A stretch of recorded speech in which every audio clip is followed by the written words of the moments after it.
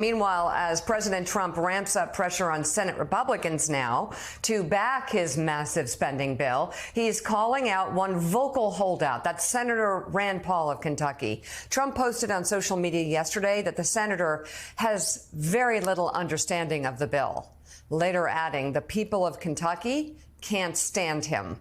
Paul later responded to the president saying he will not support a bill that raises the debt ceiling by trillions of dollars. The senator has said he believes 4 Republicans are opposed to the package as it stands. Republicans have a slim majority in the Senate and can only afford to lose 3 votes on the bill. John Bresnahan, what do we know about how the Senate will respond to this, especially given the impact it will have on people who rely on things that are going to be cut if this passes? Yeah, right. Rand Paul is right now. There's probably enough votes to stop this bill. If you take Rand Paul, you take Ron Johnson, who would not vote for this bill as it is. You take some more of the conservatives. And then there's moderate senators like Senators Lisa Murkowski of Alaska or Susan Collins of Maine. They have problems with it. There's other senators have big problems with the Medicaid portions of this bill. So I think there's they're going to have to change this bill. The question is, and Mike Johnson was talking about it, is like, if you change this bill only passed by 1 vote in the House. If you change this bill in the Senate to get it through somehow, you lose that. If you tack to the middle in the Senate, you lose the right in the House. And that's a huge problem. That's where Trump will have to be, just knocking heads on it. But they have big problems on it. They've got major work to be done in the next couple of weeks, especially if they're thinking 2 things. One, they want to get done by July 4th, and they got the debt limit at mid-July, and that's the backstop of everything. That's the ticking time bomb on this legislation. Yeah, Mark Caputo, I'm going to channel Joe a little bit, who would say these guys who've called themselves their entire lives small government conservatives who cast a vote in support of this bill, given what it does to the debt and the deficit, there's just no way you can call yourself a small government conservative and vote for this, and yet many of them are doing just that. So it does, Elon Musk's criticism, as part of your reporting, does give cover to people like Rand Paul and Ron Johnson and others to maybe be a little more emboldened to come out and say, yeah, what Elon said is right. We can't pass this. So do you think that perhaps Elon Musk's public criticism has helped to torpedo this thing? I think it's certainly given credit or cover to the critics that you said, but let's also be clear about the history of the Republican Party, certainly back to George W. Bush.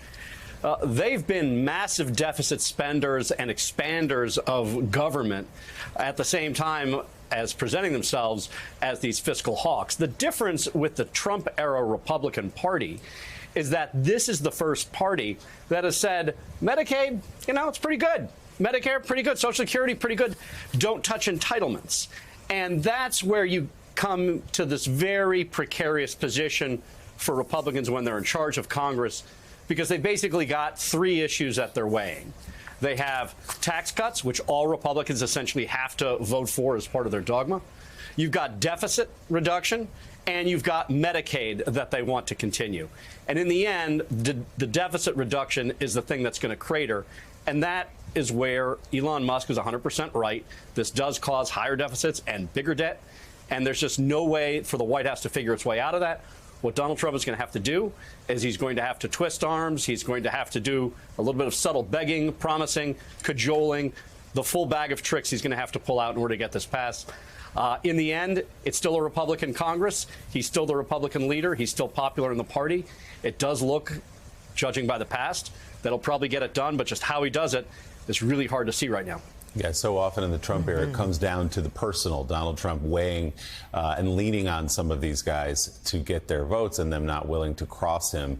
One of those members of Congress, Republican Marjorie Taylor Greene, voted to pass the sweeping domestic policy bill last month, is now coming out against the legislation. In a social media post yesterday, Taylor Greene appeared to admit she hadn't read the text carefully enough and that she missed parts of the bill that strip states of the right to regulate or make laws concerning artificial intelligence for the next 10 years. She says she is opposed to that and will vote against the final version of the bill unless the Senate removes that provision. So important to read carefully, I guess, is the lesson here, John. Willie, the jokes write themselves. I mean, this is typical of well, maybe of Marjorie Taylor Greene, but it's reflective of just how hurried this process was. It was so rushed, and some of it was done in the middle of the night. We heard Democrats complain about that, and now we're learning that some members of Congress didn't even read through the whole bill. They were their staff and missed important provisions. And now Marjorie Taylor Greene is suggesting that this is a real sticking point. So not only is it a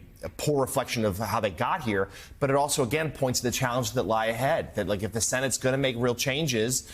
Marjorie Taylor Greene saying, if you don't make this change, I won't vote for it. But we also know some other Republicans in the House Speaker are saying that if they do make the Senate makes too many changes, we won't vote for it. So, yes, to Mark's point of a moment ago, President Trump remains very popular in the party. He has an iron grip, it seems, on both houses of Congress. It's hard to imagine too many Republicans will defy him. A few do. We see Thomas Massie, Congressman of Kentucky, do it all the time.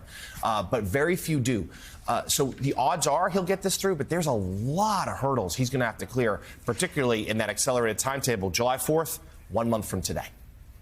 Wow. John Brejnihan, before we go, where do you see this going today?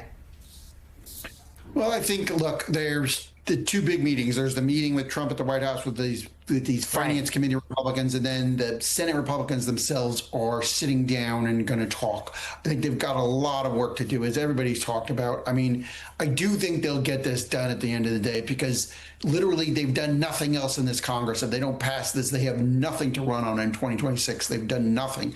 So they get this done, I think, at the end of the day. Will they have to scale it back, or I don't know, but I do think this is a big day for Republicans, Senate Republicans. They've got to get some forward momentum. The Musk thing, the Musk up yesterday really dented them. They've got problems on their right. They've got problems in their center. So, I do think this is Trump is going to have to really get in there and tell guys that I want this. And we wrote about this morning. You already see Thune, Senate Majority Leader Thune, going to Trump, going to his Trump card very early in this process. It's more like Mike Johnson than you would have ever seen Mitch McConnell do. So I think you'll see Trump will just batter these guys. But I think this starts in earnest today. He's really going to have to get these guys if they want to pass something along this line.